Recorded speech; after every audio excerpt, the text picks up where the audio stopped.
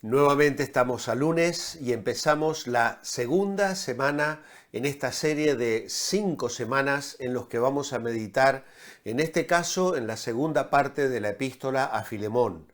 Luego vamos a mirar segunda y tercera Juan y también la epístola de Judas. En estas cosas nos vamos a ocupar, Dios mediante. Ya hemos cubierto la primera semana y entramos en la segunda.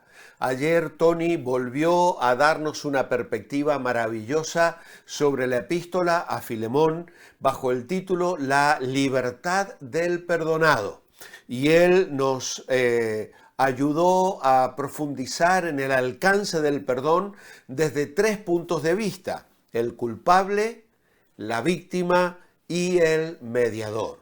Y nos dejó bastantes cosas en las que pensar, explicándonos muy bien cómo era la relación entre Onésimo y Filemón, cómo era la situación de los esclavos en Roma, tan parecida a la dinámica entre un patrón y un empleado, entre un jefe y un subordinado en una empresa, en un lugar cualquiera, en el que cotidianamente millones de personas se encuentran trabajando en la actualidad. Ahora, Dios en medio de todo esto trabaja, tiene planes, tiene propósitos para nuestras vidas, y algo extraordinario habría de acontecer ante esta circunstancia en la que un esclavo, un empleado, estafa a su patrón, huye y probablemente le perjudica económicamente. Pero la casualidad quiere que este mal empleado, mal esclavo, llegue a la ciudad de Roma, conozca al apóstol Pablo y sea llevado también a los pies del Señor. Y así Pablo se transforma en padre espiritual del esclavo y del patrón, de Filemón, el perjudicado, y de el que había causado la estafa, el robo o la desobediencia. Y Pablo tiene que mediar entre ambos, y lo hace, como ya hemos dicho la semana pasada, de una manera diplomática, extraordinaria, dejando entrever el tacto cristiano, conociendo perfectamente las obligaciones y los derechos que podía ejercer como siervo de Dios ante uno y ante el otro, y en especial en su relación con Filemón, que era con toda seguridad un hijo en la fe del apóstol Pablo. Yo quiero en esta mañana separar el devocional en 2 puntos. El primero es la soberanía de Dios sobre todas las cosas, y el segundo, la realidad ante la cual todos se encontraban.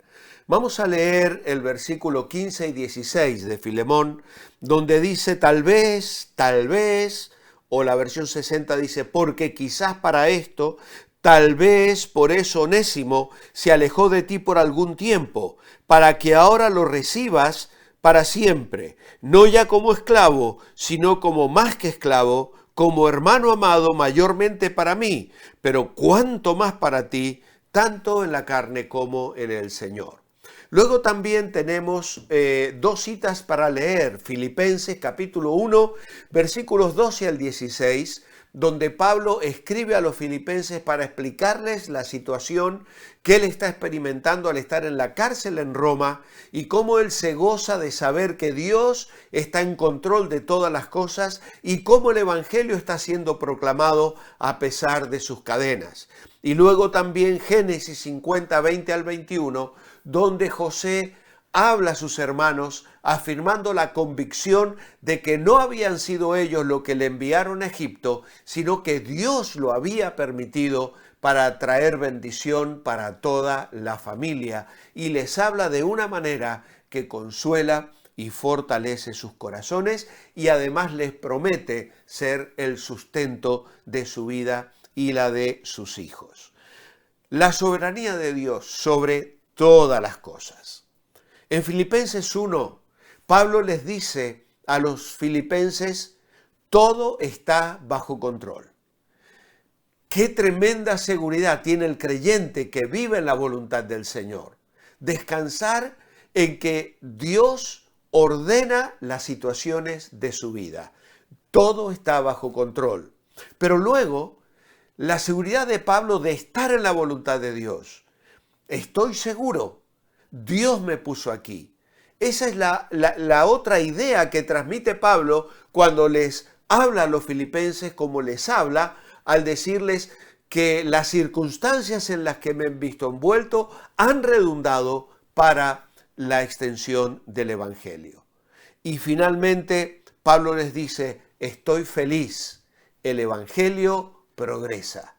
Y aunque hay algunos que predican a Cristo por envidia, a mí no me importa, o incluso pensando añadir aflicción a mis prisiones, lo que yo quiero es que el nombre de Cristo sea proclamado. Y en este sentido, la forma en que Pablo hace referencia a la huida de Onésimo en estos versículos nos hace reflexionar sobre la providencia de Dios. Cosa que encontramos ya en el primer libro de la Biblia, cuando José declara lo que hemos mencionado hace unos momentos a sus hermanos en relación a lo que Dios permitió. El mal y la envidia que ellos tenían hacia José, Dios lo transformó en bien y en bendición para la familia. Esto nos hace pensar en que a veces las cosas no son como nos parecen a nosotros. Debemos buscar la perspectiva de Dios en todo. Y hay cosas que parecen malas a primera vista, pero en realidad son algo bueno. ¿Por qué? Porque Dios lo está utilizando. Y seguramente para Filemón el robo, la huida de Onésimo y el perjuicio que sufrió no debió alegrar su corazón, ni debió ser algo en lo que Filemón se debió sentir satisfecho, ni mucho menos. Por eso es tan importante la fe, saber y descansar que aun cuando nos suceden cosas inesperadas y que aparentemente son un perjuicio para nosotros en el momento actual, debemos levantar la mirada y descansar en un Dios que tiene todo bajo control en nuestra vida y que se ha comprometido a hacer todo bien. El Salmo 23:6 dice, ciertamente el bien y la misericordia me seguirán todos los días de mi vida. ¿Has hecho tuyo ese versículo, esa promesa del Señor? El bien y la misericordia, como dos ángeles guardianes, respaldan, acompañan, protegen, envuelven la vida de cada creyente que vive en la voluntad de Dios. No en la vida del creyente caprichoso, desobediente, que toma malas decisiones sin consultar al Padre, sin buscar la voluntad de Dios. Pero cuando hay un creyente como Pablo, como Filemón, que anhelan agradar a Dios en todo, aún la huida de un esclavo puede traducirse en una bendición para su vida, para su ministerio y para la iglesia sobre la cual Filemón trabajaba. Ahora bien, cuidado con hacer juicios precipitados. En este caso, Pablo no los está haciendo. Por eso él le dice a Filemón, tal vez por eso. Él no es dogmático, no asegura, mira, esta es una bendición. No, él dice, mira, tal vez. No todos nuestros actos humanos y las consecuencias de ellos pueden tener como objetivo edificar o ser de bendición tanto en nuestras vidas como en los de otros. Pablo no era un optimista cínico, ni un defensor de doctrinas filosóficas vanas. Pablo contemplaba las obras del Señor cumpliendo sus promesas de bendecir las vidas de sus hijos. Y entonces, como está tratando con ese tacto a Filemón, le dice, tal vez por eso Onésimo se alejó de ti. Y yo no voy a justificar un pecado o una desobediencia, pero sí buscaba que Filemón pudiera mirar la suprema dirección de Dios que predomina sobre el mal obrar de aquel esclavo. Y en esto hay un gran consuelo, porque es un ejemplo de la palabra de Dios. ¿Qué descanso puedo encontrar frente al sufrimiento injusto o las situaciones en que experimentamos pérdidas, ofensas o situaciones que no alcanzamos a comprender y que el enemigo de nuestras almas utiliza para fomentar las dudas y poner a prueba nuestra fe y nuestra confianza en Dios. Pero finalmente hay un segundo pensamiento con el que hoy quiero concluir, y es la realidad ante la que todos se encontraban. Onésimo seguiría siendo un esclavo al servicio de su amo Filemón, pero ahora la relación entre ellos cobraría una nueva dimensión. Existían ahora mejores condiciones para todos.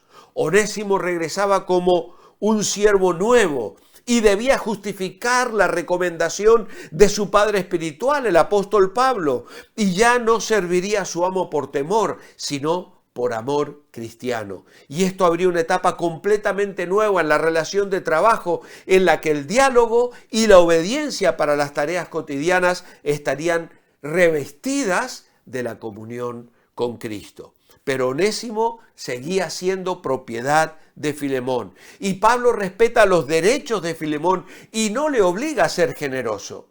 Utilizar algo sin el consentimiento de su dueño, aunque yo pueda presuponer que me lo va a dejar con toda seguridad, sería un abuso que el enemigo podría utilizar para estropear la relación de confianza mutua que existía entre Pablo y Filemón. La Biblia nos enseña en cuanto al dar y al dejar prestadas nuestras posesiones, y que siempre debemos ser generosos y estar dispuestos. El Señor Jesús dijo: al que te pida, dale, y al que quiera tomar de ti prestado, no se lo rehúses. Así que tenemos esta obligación en Cristo, incluso aún con personas que no son creyentes, y por supuesto mucho más con hermanos en la fe, en cuanto al dar. Pero en cuanto a tomar, debemos actuar siempre con consideración y la sensibilidad que el apóstol Pablo manifestó aquí. Nunca abusar del derecho a la confianza que un hermano nos pueda haber dado por estar bajo las órdenes de Cristo. Y porque alguna vez me dejó algo prestado, ahora lo cojo como si fuera mío. No, es suyo. Tengo que pedirlo. Necesito la autorización. Pero si yo voy con esa actitud de todo lo mío es mío y lo tuyo también es mío, entonces estaré abusando de la generosidad fraternal y estaré pisoteando la dignidad y los derechos de mis hermanos. Y en este sentido, el Evangelio tiene el poder de corregir estos males y nos ayuda a vivir la vida cristiana sabiendo que hay derechos, pero que también hay obligaciones, tanto en mi vida como en la vida de los demás, y que en este sentido debemos conjuntarnos, tener comunión, tener coinonía, respetarnos los unos a los otros y cumplir en todo la ley de Cristo. Y Pablo nos deja lecciones extraordinarias aquí, al hablar con Filemón, al defender a Onésimo y al recomendar una actitud cristiana en el trato entre ellos. Mi oración escrita esta mañana es: amado Padre, gracias por la obra maravillosa que haces en los corazones de la gente. Que podamos ver cómo transformas vidas, cómo cambias perspectivas, y que todos aprendamos a asumir obligaciones y disfrutar derechos en nuestras vidas y en las vidas de los demás. En tu nombre, amén.